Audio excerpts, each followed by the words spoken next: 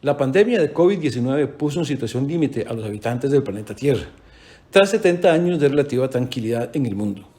Para buscar un referente cercano a esta situación, hay que referirse a una conflagración bélica. Esta es la Segunda Guerra Mundial, que entre 1939 y 1945 causó la muerte de entre 50 y 60 millones de habitantes. Y los datos de la COVID son contundentes. 15 millones de muertes en el mundo al 5 de mayo de 2022, según la Organización Mundial de la Salud.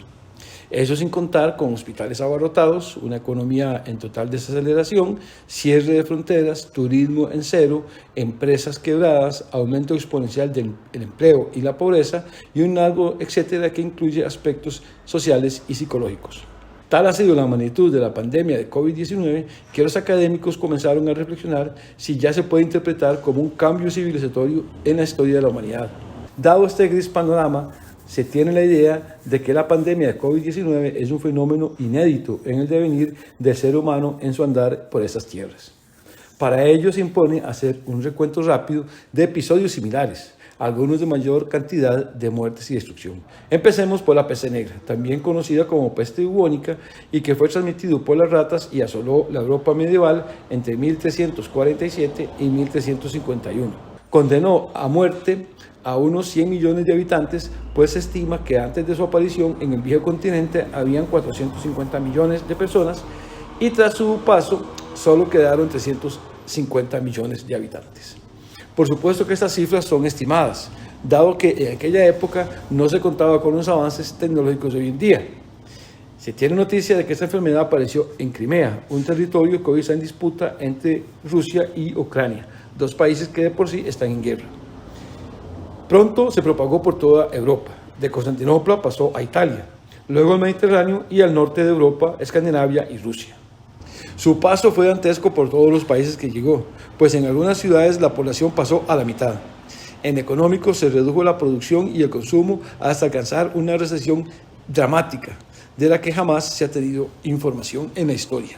En medio del oscurantismo que imperaba en la Europa medieval, surgieron toda clase de teorías conspirativas, como que la peste era provocada o propagada por los judíos. Así, en Europa se esparció un fuerte sentido antisemita que conllevó a la destrucción de pueblos judíos. Por ejemplo, en ese contexto, 2.000 judíos fueron asesinados en Estrasburgo, Francia, en febrero de 1349. En agosto siguiente, las comunidades judías de Maguncia y Colonia en Alemania fueron exterminadas. También se creía que la peste era transmitida por los gatos, lo que dio paso a matanzas de estos felinos, lo que estimuló la enfermedad, pues las ratas se quedaron sin ese depredador. Entonces, las pulgas tenían el camino abierto para transitar por donde quisieran.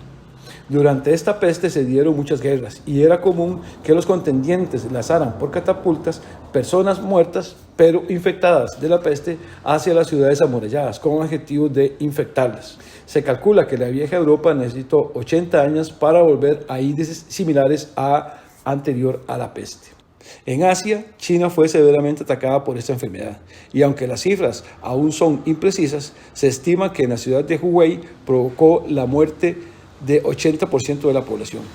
También se hizo sentir en el Medio Oriente, en ciudades como Gaza y Siria, donde los campesinos abandonaron las zonas rurales debido al gran temor que provocaba la peste, por lo que muchos territorios quedaron despoblados. Otra de las grandes epidemias que ha sufrido la humanidad es la viruela. La viruela devastó totalmente a la humanidad. En el siglo XVIII atacó Europa con 60 millones de muertos. Durante el siglo XX, en el mundo reportó 300 fallecidos con una tasa de mortalidad del 30% en los infectados.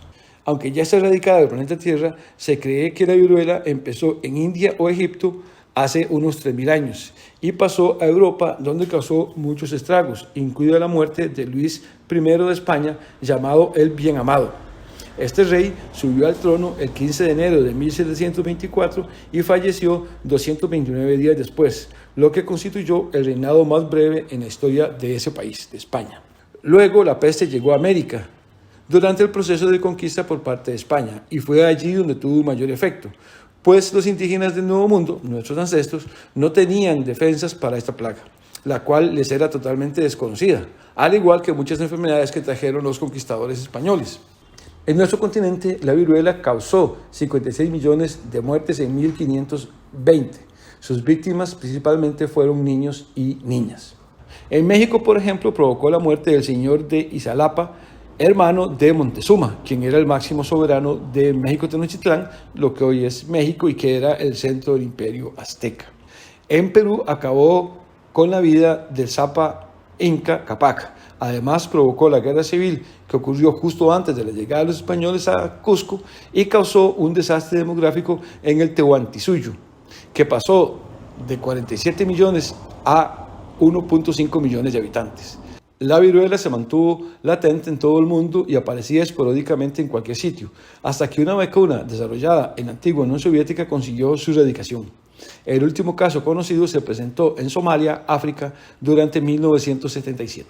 Pasamos a otra enfermedad planetaria que fue la gripe española. La gripe española apareció en 1918 y ese año y el siguiente reportó 50 millones de muertes. A diferencia de otras epidemias de gripe, esta del tipo A y del subtipo H1N1 no afectó solo a niños y ancianos, como eran las otras, sino que esta vez provocó la muerte de muchos jóvenes, adultos y animales, en especial gatos y perros.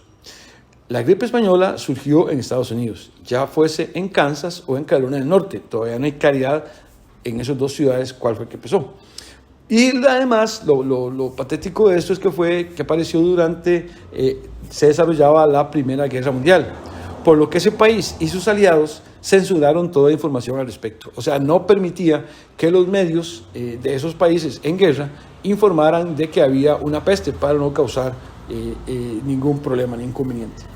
España, que era un país que no tenía participación en esa guerra, sí le permitió a la prensa informar de esta peste, por lo que desdichadamente se le puso el nombre de gripe española cuando España no tuvo nada que ver con la peste, sino que lo que hizo fue reportarla.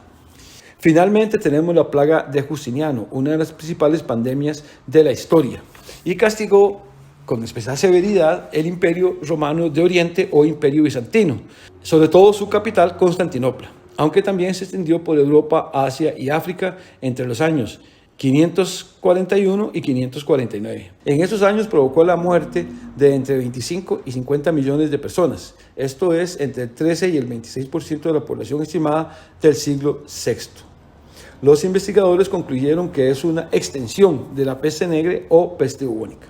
Debe su nombre al emperador reinante de Bizancio en el momento de su aparición, que era Justiniano I el Grande. Los infectados sufrían de bubones, ojos sanguinolentos, fiebre, pústulas. Solían morir en 2 o 3 días luego del contagio y tras un largo periodo de confusión mental. Los focos de infección fueron principalmente iglesias y mercados. El historiador de aquella época, Juan de Éfeso, explica que esa plaga era un castigo de Dios a la humanidad por sus pecados. Tras ver estos casos, llegamos a las siguientes conclusiones. Primero, que la historia de la humanidad ha sido afectada cíclicamente por epidemias que acarrean muertes, desgracias y desolación en el mundo. Segundo, que la COVID-19 no causó tantas víctimas como sus predecesoras gracias al avance tecnológico y científico de la actualidad, tanto en la pronta fábrica masiva de vacunas como el tratamiento para los enfermos. Tercero, por ello es importante no caer en fanatismos ni teorías de conspiración y llamar la atención de que el avance de la ciencia depara un abordaje responsable ante la aparición de fenómenos. Finalmente, en el caso de Costa Rica, la COVID constató que en nuestro país existe un robusto sistema de salud, el cual demostró tener suficiente músculo para superar calamidades como esta y cuyos principales bastiones son la Caja Costarricense de Seguro Social y el Ministerio de Salud. 2 instituciones que los costarricenses les debemos mucho. Muchas gracias.